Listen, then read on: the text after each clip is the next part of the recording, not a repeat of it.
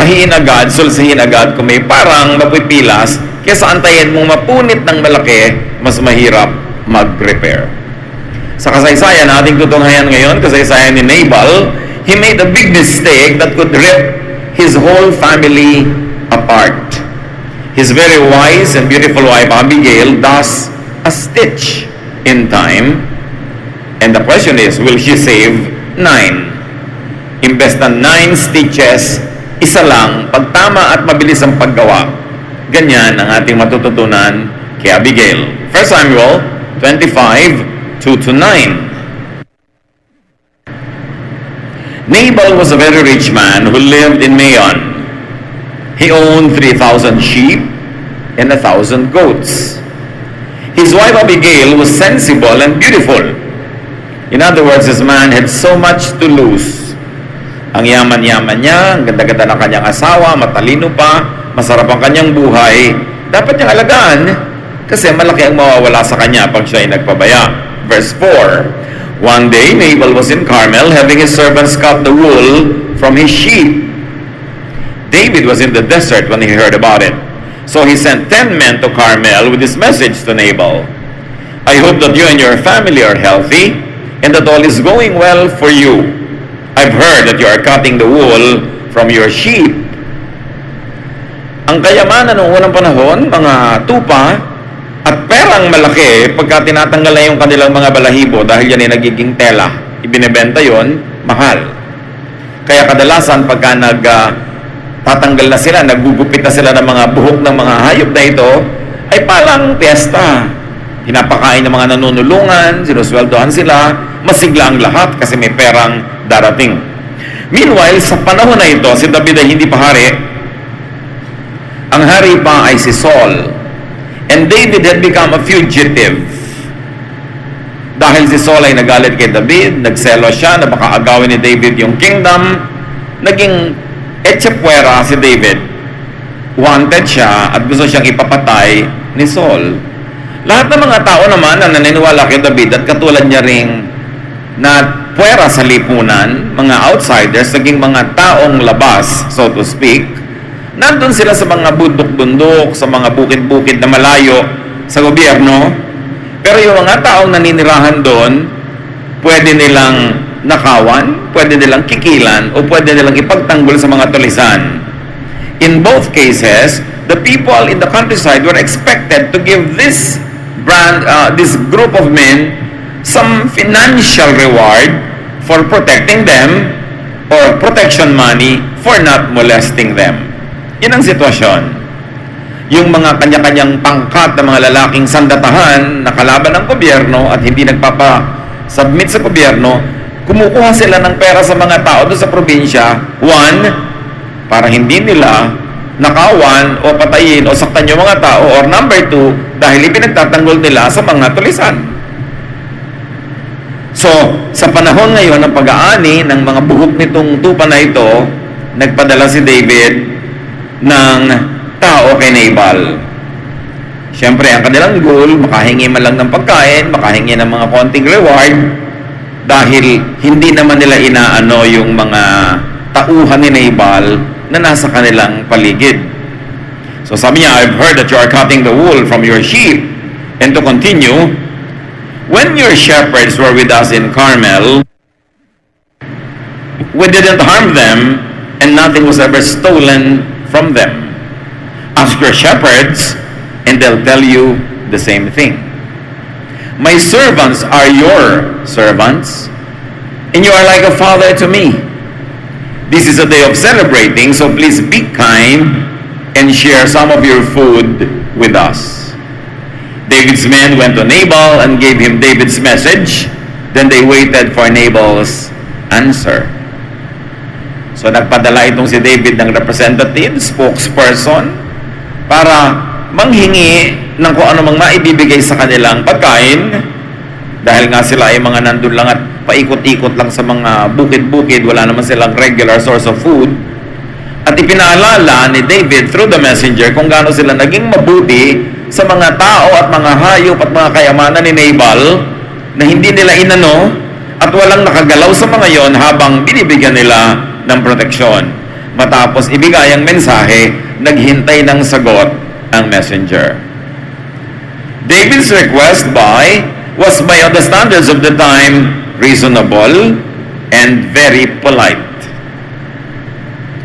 1 Samuel 25, 10 to 11, this is what Nabal said. Who does this David think he is? The son of Jesse is just one of more slave on the run from his master. And there are too many of them these days. What makes you think I would take my bread, my water, and the meat that I've cooked for my own servants and give it to you? And besides, I'm not sure that David sent you. So itong si Nabal, ang sagot niya magaspang. Sabi niya, sino naman si David? Isa lang siya sa napakaraming mga tumatakas sa mga alipin na hinahabol-habol ng kanilang mga amo. Paano niya naisip na ibibigay ko sa kanya ang mga pagkain kong niluto para sa aking mga tauhan? Tsaka paano naman nakakatiyak na padala ka nga niya? Baka nagpapadasot ka lang.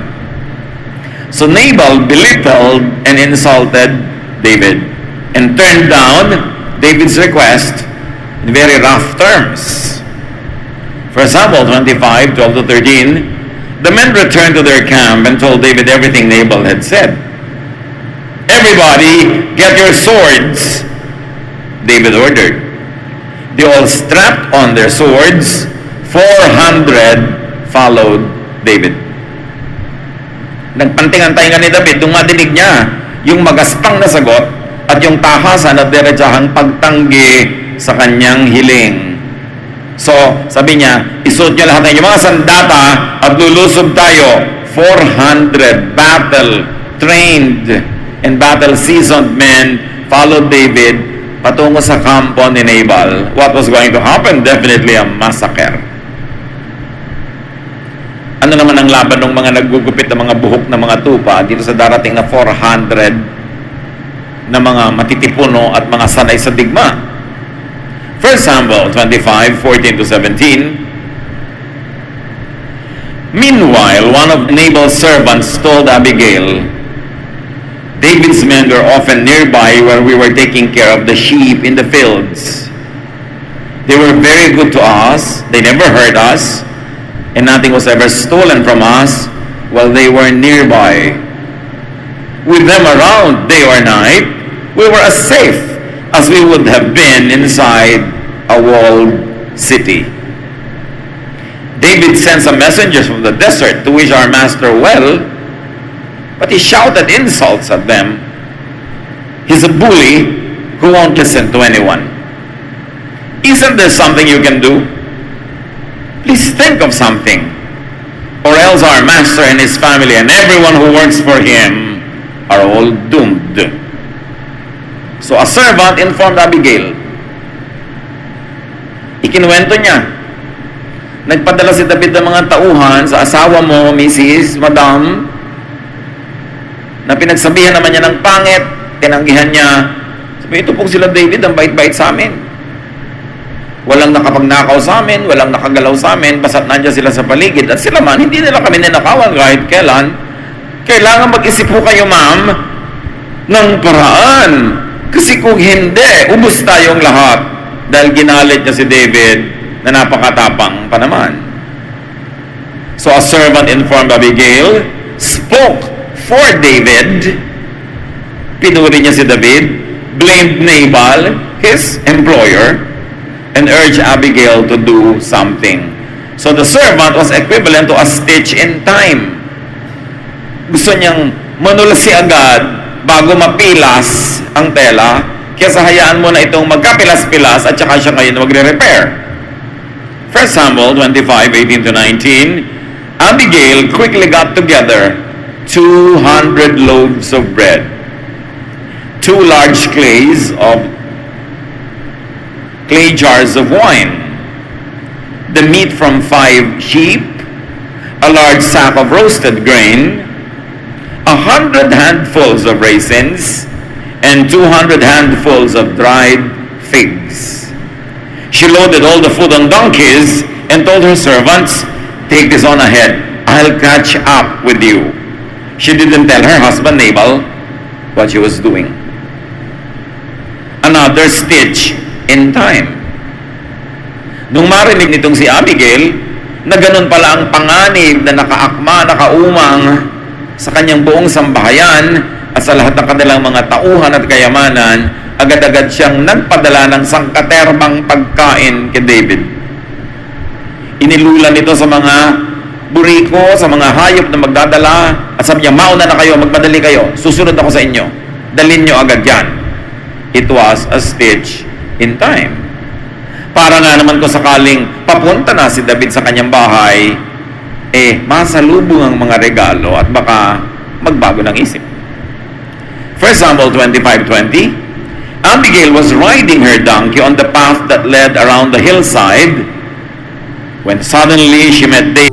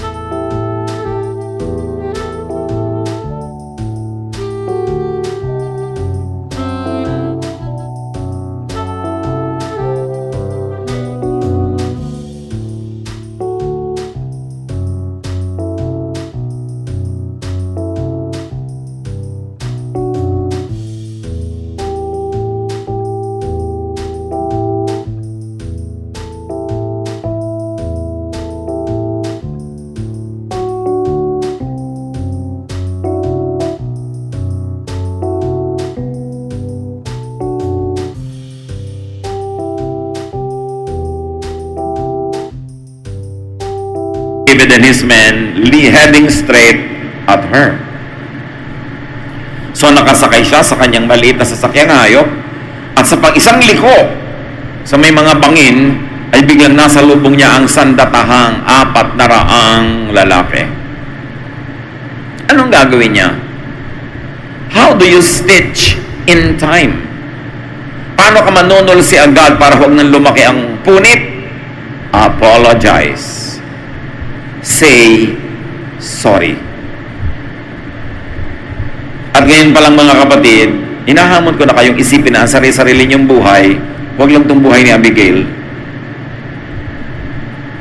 Minsan may asawa tayo, anak, kapatid, office mate, worker na may nagagawang mali o kaya may nasasaktan, may napagsasabihan, may na-offend, tapos gaganti sila, nagagalit sila. Ano ang ating mission?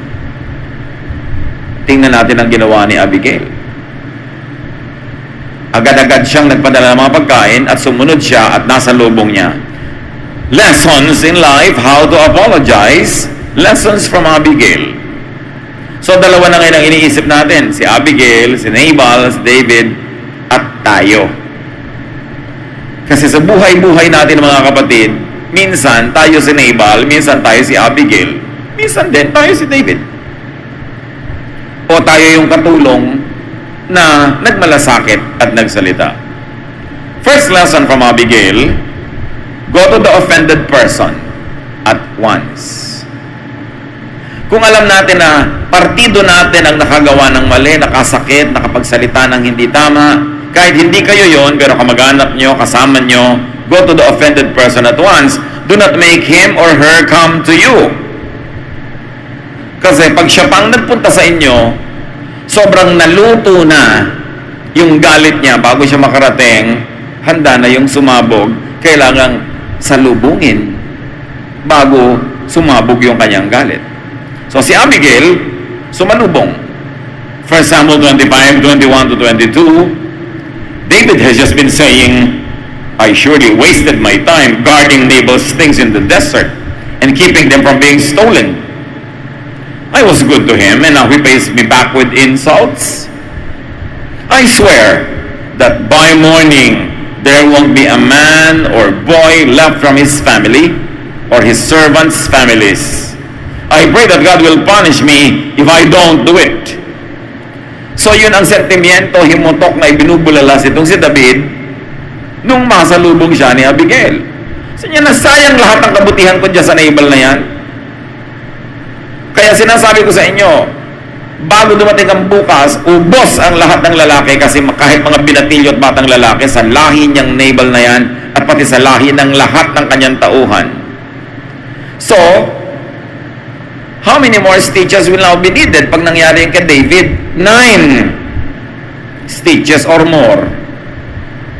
That's why a stitch or one stitch in time will save 9. Pero pagka hindi napigil si David, para ma-repair mo yung gagawin niya, you need 9 stitches or more. Malaki na kasi yung damage. Gano'ng karaming damage sa pamilya natin ang lumaki kasi hindi tayo lumapit doon sa nasaktan. 1 Samuel 25, 23 to 24. Abigail quickly got off her donkey and bowed down in front of David. Ito si Abigail, kaya ganda-gandang babae. No doubt, naligo pa siguro at nagpabango, kaya pinauna pa yung mga tauhan niya. At pagkatapos ng makita si David, ay bigla siyang bumaba sa kanyang sasakyang hayop at yumuko sa lupa. How to apologize? Be humble. Pag nabalitaan natin na meron palang sama ng loob o galit o meron tayong nagawang mali o ang ating tauhan o ang ating kamag-anak, tayo na agad ang lalapit at tayo magpapakumbaba. Meron naman lalapit ka pero mayabang pa. Oh, lumapit ako sa iyo. May ganun pa, may inis ka lalo. Pasalamat ka nga, nandito ako ngayon. Parang ganon. So siya, yumuko sa lupa. 1 Samuel 25, 24 to 25. Then she said, Sir, please let me explain. Don't pay any attention to that good-for-nothing Nabal. His name means fool, and it really fits him. Nakita nyo ang diplomacy nitong si Abigail. And I have no doubt that she was sincere. How do you apologize? Empathize. Sympathize with the offended person. Na-offend siya, nasaktan siya, gusto mo mag-apologize, ang goal mo, magkasundo kayo, agree, and stand with him. If you could, justify his anger. Do not blame him. Merong mga hotel, ang daming lamok, pag isinumbong mo dun sa clerk sa baba, baka naman iniwan yung bintana nakabukas. Ikaw pa sisisihin, talagang maihuhulog mo siya sa bintana. O maiipit mo siya ng bintana, o tutukayin mo siya, kunwari ikaw yung lamok. Kasi hindi siya nag-empathize. Merong nabanlian na ng kape, sasabihin pa ng waitress, ang arte-arte niyo po kasi ma'am eh. Ibubuhos mo rin sa kanya yung natitira pang kape. Pag may nagre-reklamo at galit, at lalo't alam mong may point naman siya, agree with the person. May point po kayong magalit, ma'am. Tama naman po na na-offend kayo. Ganon. Naging pabaya nga po ang aming mga empleyado. May ipis nga po ang inyong pansit. Hindi yung, baka naman kayo naglagay ng ipis dyan, gaganunin mo pa yung tao. So, you take the side of the person who is hurting. Kasi pag lumipat ka na sa side niya, nawala na siya ng kalaban, e nanatili kang naninindigan, kinokontra mo pa siya, di nananatiling ikaw yung kalaban, anong apology yun? Pinapalala mo lang yung gera, mabuti pa, hindi ka na lang humarap. At sabi ni Abigail, I didn't see the men you sent. Ganon. May katuwiran ka magalit, pero ako naman, hindi ko naman nakita, nakakausap man lang yung ipinadala niyong mga messenger. How do you apologize? Explain what went wrong. Own the responsibility. Modista ka, couturier ka, hindi mo na i-deliver sa oras ng kasalantrahe, explain what happened. Hindi yung biglang sasabihin mo, kasi ang arte-arte mo naman, dami-dami mang buntot-buntot ng saya na gusto mo, kaya hindi tuloy umabot. Di lalong nagalit sa'yo yung kausap mo. Sisihin mo ang iyong sarili, o ang iyong anak, o ang iyong asawa, sino man yung kapartido mo. Do not blame others, and very especially, do not blame the offended person. Kasi magagalit siya. Kaya ito napakahalaga, lalo sa inyo ng may mga kumpanya, may mga tauhan, may mga empleyado. Empower your staff or your workers to own the responsibility. Kung minsan, lalo't mga empleyado yung nagkamali, sila man o kasamahan nila, sa takot na mamultahan, sa takot na salary deduction, sa takot na mapagalitan, ang sisisihin nila yung customer para hindi mapunta sa record nila na sila yung may mali. Pag gano'n ang ginawa mo sa empleyado mo, mawalan ka ng customer. You must empower your people to own the responsibility. Ay, pagkukulang po ng aming kumpanya na nangyari sa inyo yan.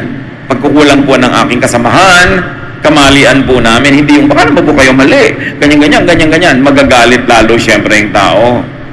And do not punish your staff or your workers when they own the responsibility. It is one step backward. Nagmukha kayong hindi magaling na grupo, but it's 2 steps forwards after that. Kasi pag natanggal nyo yung galit nung na-offend, babalik pa siya, may return business kayo, may customer pa kayo. Pero yung sa takot mo na ikaw ang masisi, siya ang sinisi mo, baka umalis na lang yun, pero hindi na yung babalik, ipapamalita pa niya na wala kang kwentang negosyo. 1 Samuel 25, 26 to 27. But please take this gift of food that I brought and share it with your followers. Remember, tambak-tambak yung ipinadala ni Abigail. How to apologize? Pay. Ay, matabang po pala't malamig na yung kape namin na naibigay sa inyo. Papalitan po namin at 2 na ang ipapalit namin. Sasamahan ko pa ng sandwich. Pag meron kang pagkukulang at meron kang mali, you pay.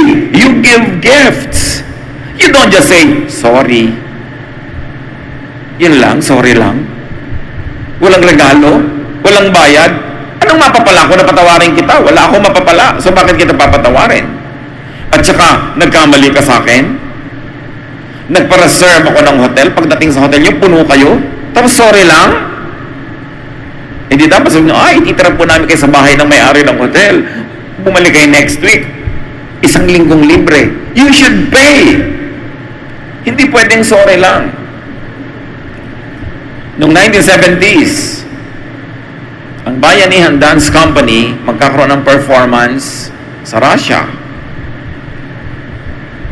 Naiwala ng Pan American Airlines ang mga costumes ng dance troupe. Nag-perform sila na walang costume. Then later on, dumating. Inulit nila yung performance with costume. Nag-iyakan yung mga audience sa kitala, ang ganda pala nung show na to. Na-miss namin kung yung costume hindi dumating. Sinabi lang ba ng Bayanihan ng Pan American na sorry? No. Binigyan niya ang company, ang Bayanihan Dance Company, ng round-the-world ticket for everybody.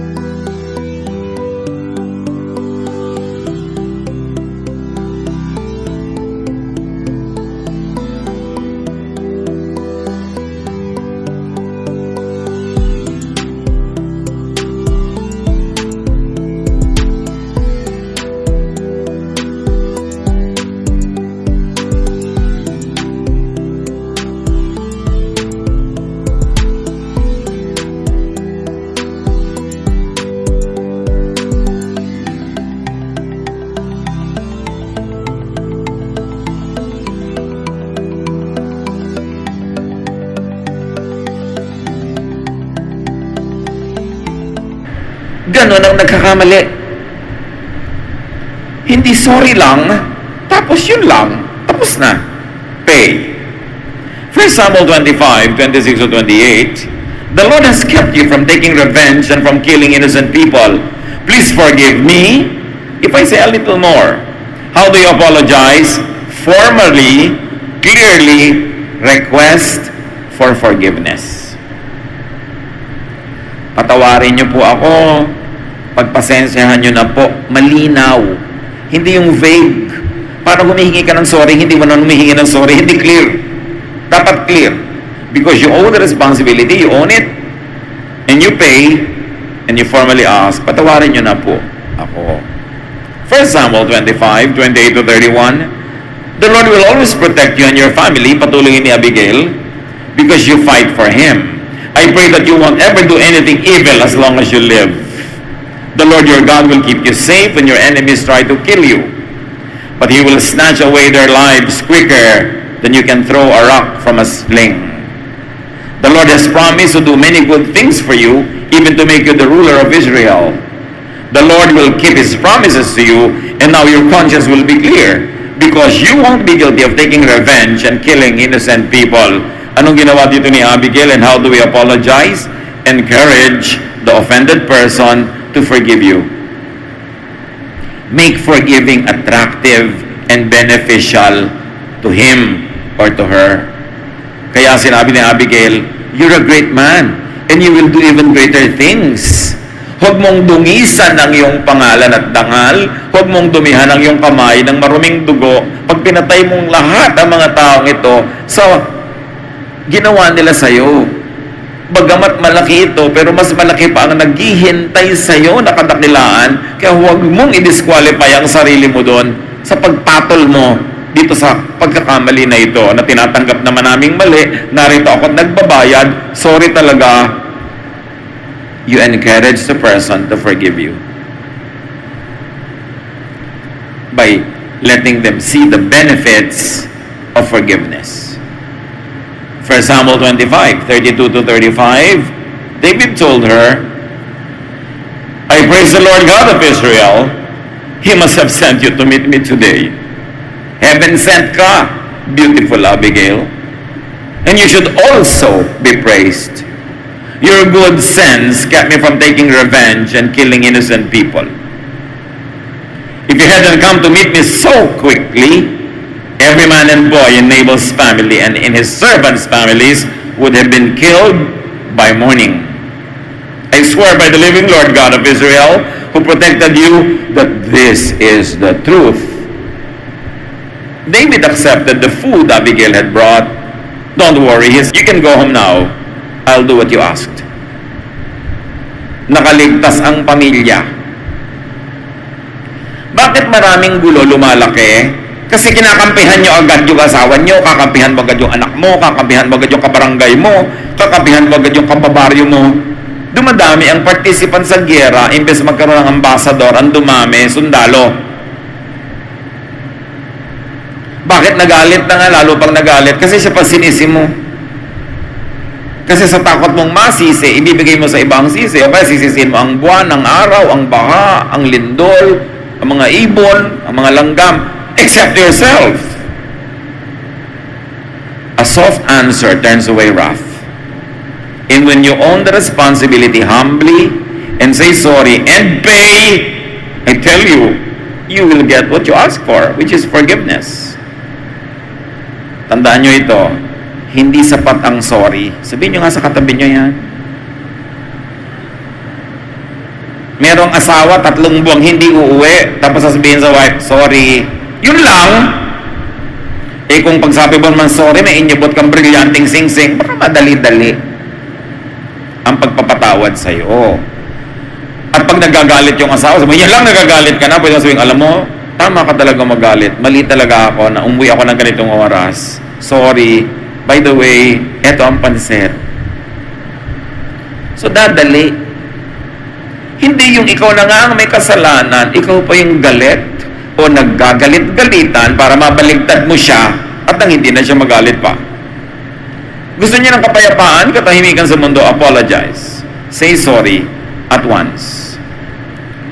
Yung sorry, parang quick-drying cement. O kaya parang yung mga quick-drying mga pandikit, no? Ang bilis tumigas. Pag di mo sinabi agad yung sorry, hindi mo na masabi, ayaw na lumabas sa bibig mo. Pag nag-sorry ka agad, within the first 3 seconds, madali pa yon. Pero 1 minute later, mahirap na yon. Eh pag inabot pa ng bukas, ang hirap-hirap na. Kaya may mga pamilya kung minsan, 3 taong di nag-uusap eh. May mga magkakaibigan, sayang ang pagkakaibigan, inabot na kaya tagal-tagal. May mga empleyado nagkamali, ang nagiging ending, nagre-resign o tinatanggal. Kung nag-sorry lang sana agad, sorry na, basag ko lang naman po ang buong building. So, heto po ang bayad, di ba? Ito ang gagawin ko. Sa takot na managot, ayaw tanggapin ang pagkakamali. That is the right way. You really want peace in life? Say sorry at once and pay within the limits of what you can afford.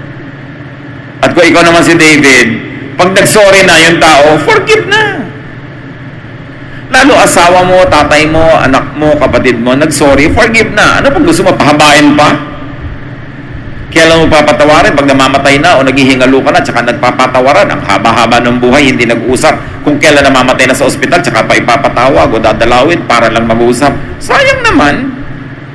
Sayang yung kaligayahan, sayang yung fellowship, sayang ang saya. Accept peace offerings. Yung iba naman, inaabutan na nga ng pansit, ihahagis pa yung pansit. Anong tingin mo sa akin? Pansit lang? Masaya na? Hindi, may siopaw pa. Pagka may effort yung tao, appreciate nyo yun. Yun naman, kung talagang gusto nyo magkasundo pa kayo.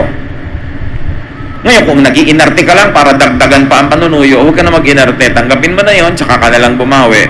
Kasi kung minsan man yung iba, playing hard to get pa. Tatagalan pa yung tampo, tatagalan pa yung galit. Everybody suffers. Be wise. People around us will commit mistakes if they haven't yet. There's only one reason kung ba't nagkakatagalan ng samahan. Because people forgive. Not because people don't commit mistakes. We all commit mistakes. But people forgive, kaya nagkakatagalan. Merong mag-asawa, 70 years wedding anniversary. Tatanungin mo, ano pong sikreto na inyong pagsasamahan? Mukhang perfect na perfect yata ang inyong husband. Naku, hindi perfect yan. Kaya kami 70 years kasi lagi ako nagpapatawad. Yung pala ang sikreto. Pag tinanong mo naman yung lalaki, yun din ang sasabihin. Kaya kami nagkatagalan. Lagi kong pinapatawad dyan. Walang perfect. Sa mga kaibigan, sa mga workers, sa kasamahan, wala nun. Kaya kayo magkakatagalan pag nagpapatawaran. At lalong-lalo na kung nauuna kang humingi ng tawad kung ikaw ay mali. Think of people you know na nagkalayo kayo dahil hindi ka nag-sorry. O kaya nagsasorry na siya, ayaw pang tanggapin. Sayang ang friendship. Dear God, teach us how to apply this in our lives. Golden lessons from Abigail and from David too. At turuan mo rin kami sa pagkakamali nitong si Nabal na huwag kami maging tulad niya na dahil sa aming mga kamalian, wala nang ginagawa yung mga Abigail ng buhay namin kundi to make up for us, to speak in our behalf, to say sorry in our behalf, and to sacrifice paying for our mistakes. Teach us to learn from the characters in this story. Even from the servant who very quickly brought the problem